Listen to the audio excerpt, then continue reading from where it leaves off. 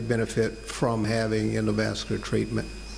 If you, again, just look historically at what's happened over time, again, there was a taboo to treat patients early on with endovascular lesions, but as time has progressed, most practices have evolved to treating the majority of these patients with endovascular procedures. And revascularization reduces amputation. This is important because patients that receive an amputation, even though you may consider this to be a very simple or mundane procedure, most of those patients do not rehabilitate. Most of those patients do not walk again. So despite the level of amputation, that patient is probably doomed to never walk again. It also reduces mortality. So if we revascularize patients, for a variety of reasons, there's a benefit toward mortality reduction in that patient population.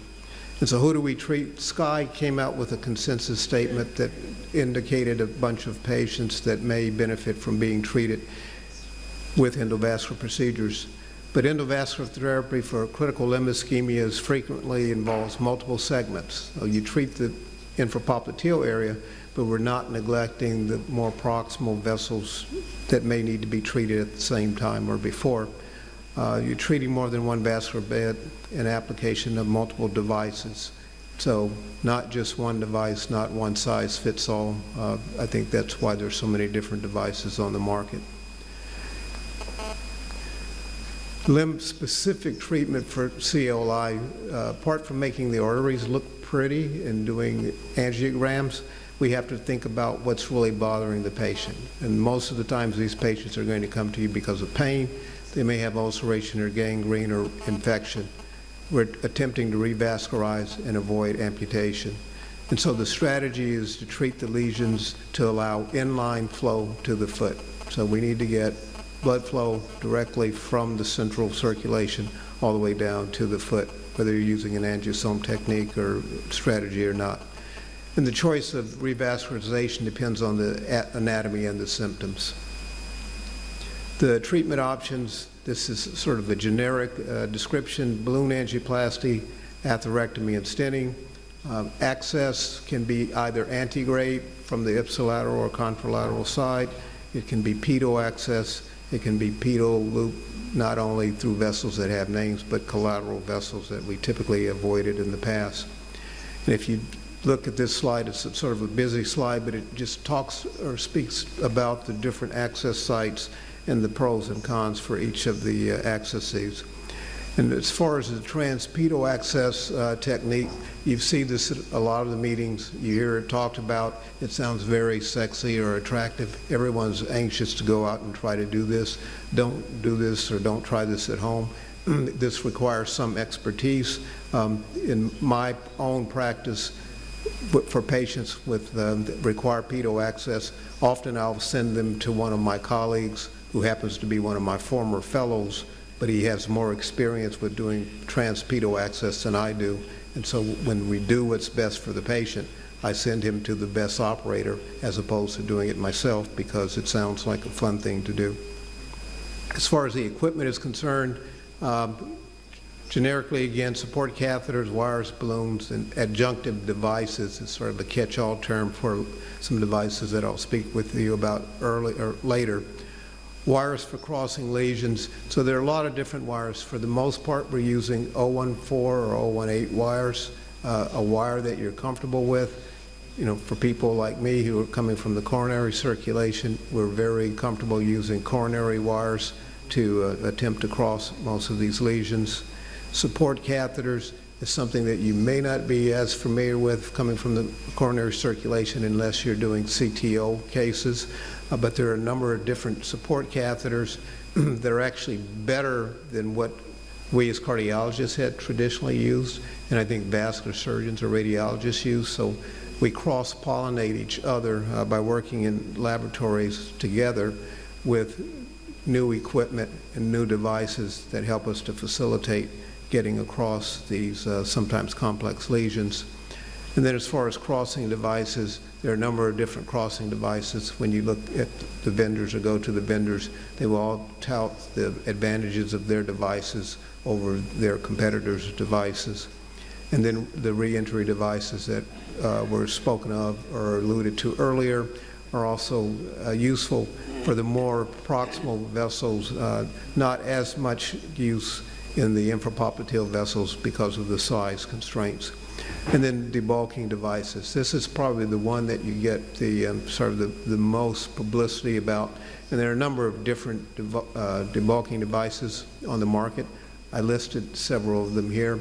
And the interesting thing about these debulking devices is that, yes, they are able to allow you to accomplish a case while you're in the laboratory.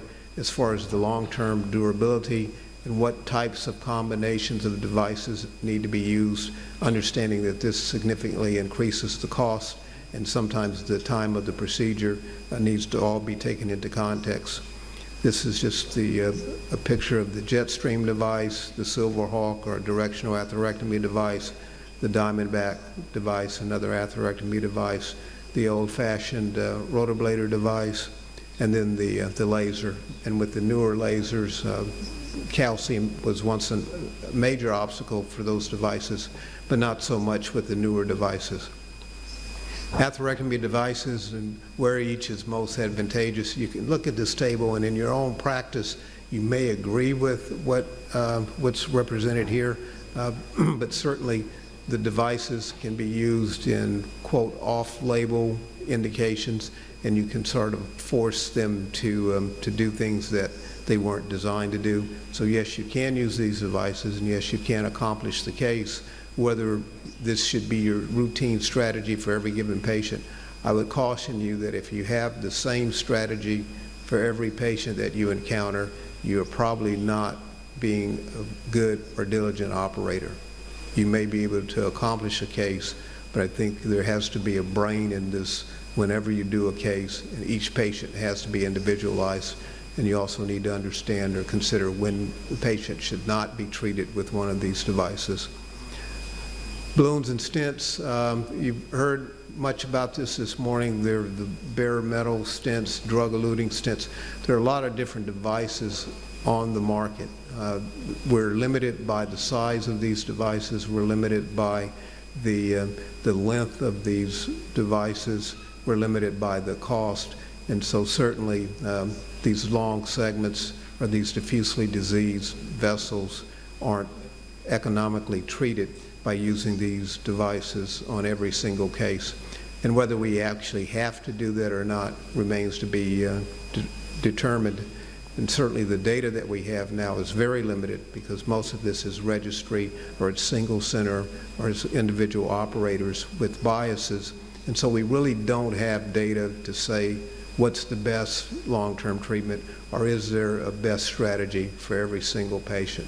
And so if you think you'll walk away from this lecture with an idea of how to treat every single patient that you encounter with infrapopliteal disease, you're wrong. I still haven't figured that out yet, and I still think we have to individualize, but we have to be very smart about how we do that. Endo first is still, I think, the best treatment for critical limb ischemia. PTA, or just balloon angioplasty, is still the standard. We have good results, it's economical, and it works. Whether this is the best long-term treatment, I don't know, but we don't have data to tell us what the best long-term treatment is.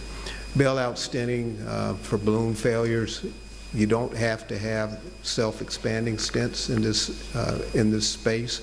You can use balloon expandable stents. We've been using balloon expandable stents in the infrapopliteal vessels, and believe it or not, even in pedal vessels for years. The results are good in the short term. What the long-term results are still remains to be determined.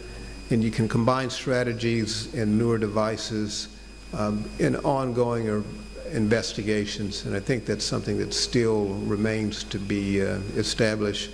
And costs and lack of long-term data limit expansion. And so in the U.S., as I'm sure elsewhere, we're being more and more constrained as far as what the cost of our procedures are.